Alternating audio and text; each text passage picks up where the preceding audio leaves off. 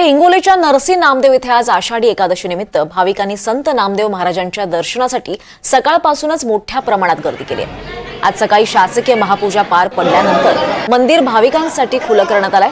तर संत नामदेव महाराजांच्या मंदिर परिसरात भाविकांची मोठ्या प्रमाणात मांदियाळी पाहायला मिळाली आहे। या संदर्भात मंदिर परिसरातून आढावा घेतलाय आमचे प्रतिनिधी समाधान कांबळे यांनी। आषाढी एकादशीचा उत्सव संपूर्ण महाराष्ट्रामध्ये पाहायला मिळत आहे।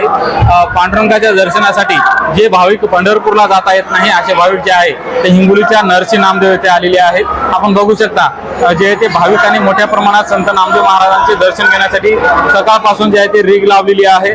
संत नामदेव महाराज जे पंढरपूरचे विठ्ठलाचे असीम भक्त म्हणून ओळखले जातात। या पांडुरंगाच्या दर्शनासाठी भाविक जे आहे ते सकाळपासून इथे दाखल झालेले आहेत।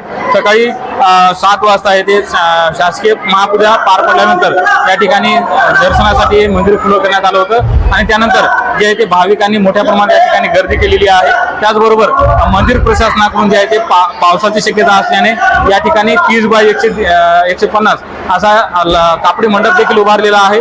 त्यामुळे पावसापासून भाविकांचा बचाव करण्यासाठी हा मंडप उभारण्यात आलेला आहे। त्याचबरोबर अनेक भाविक जे आहेत ते या ठिकाणी दर्शनासाठी रांगेत उभे असलेले आपल्याला पाहायला मिळत आहे। एकंदरीत बघायला गेलं तर या ठिकाणी जवळपास 1 ते 1.5 लाख भाविक या ठिकाणी आज दर्शनासाठी दाखल होतील अशी शक्यता मंदिर प्रशासनाने वर्तवलेली आहे। समाधान कांबळे, NDTV मराठी, नरसी नामदेव, हिंगोली।